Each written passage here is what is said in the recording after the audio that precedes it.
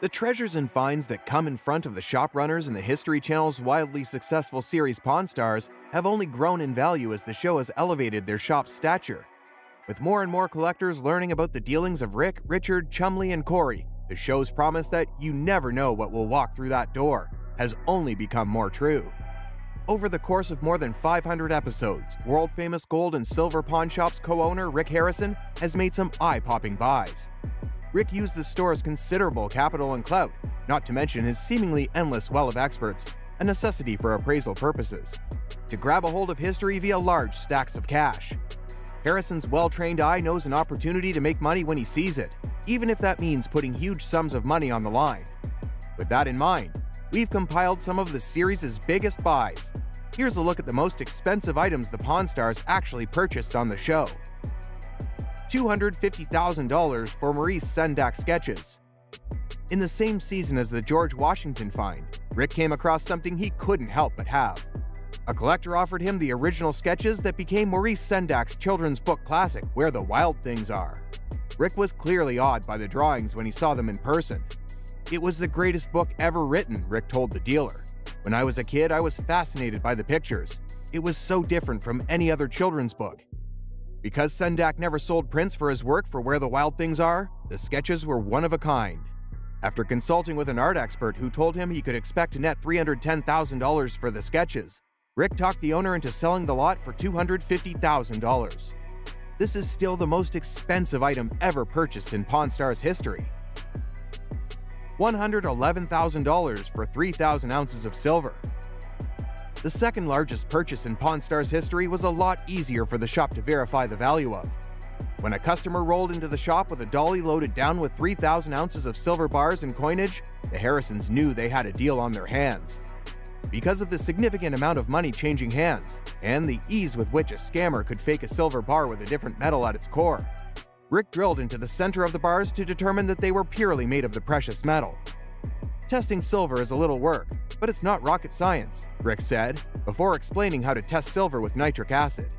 If the silver he extracted for testing turned a milky white color when exposed to the acid, it was pure. After verifying that it was real, he purchased it for roughly market rate at a cost of $111,000. $95,000 for a 1932 Lincoln Roadster. The Harrisons had to spend big to get a luxury Lincoln Roadster built in the middle of the Great Depression.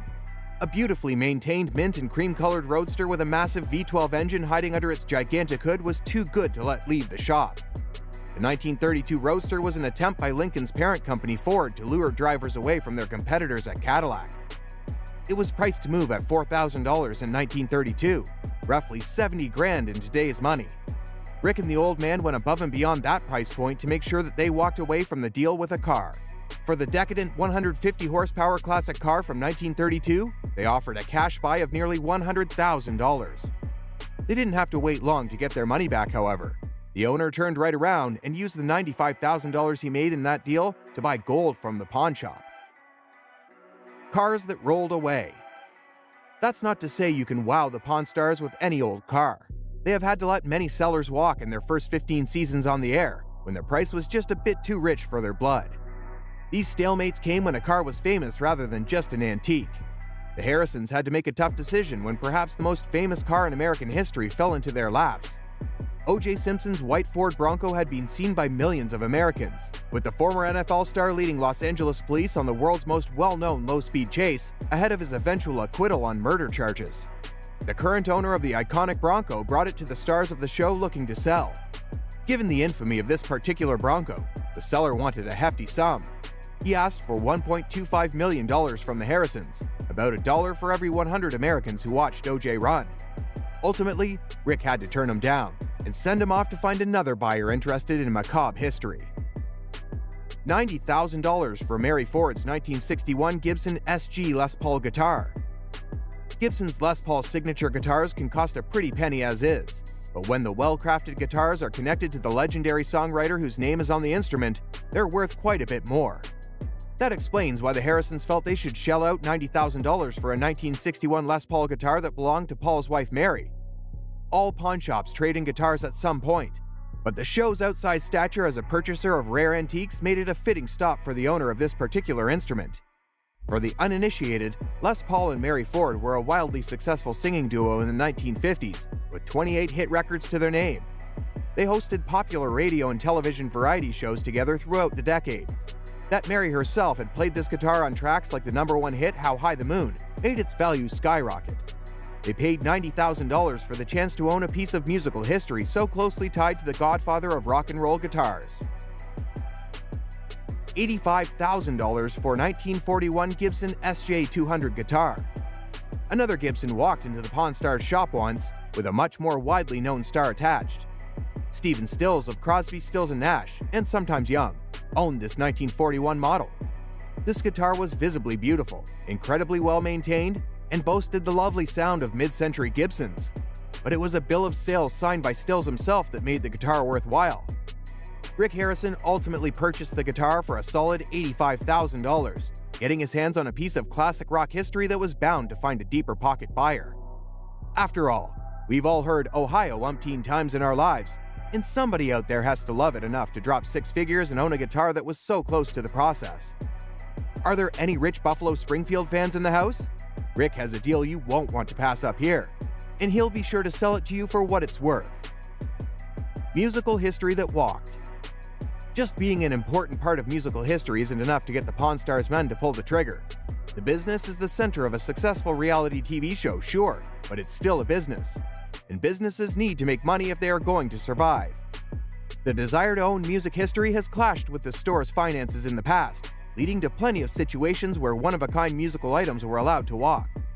The Beatles' original recording contract and a guitar owned by Jimi Hendrix both came and went without the store being able to make a deal. The Beatles' contract owner wanted $1 million even for the piece of paper, which was far too rich for the Harrisons' blood. The Hendrix guitar from 1963 could be confirmed as one that was played by the legend, and Rick's expert quoted its high-end value at $1 million. When Rick offered the owner $500,000 for it, the owner felt insulted, and his second offer of $600,000 didn't help. Ultimately, the owners of both items were forced to leave without making a deal. $80,000 for a 1922 high-relief dollar.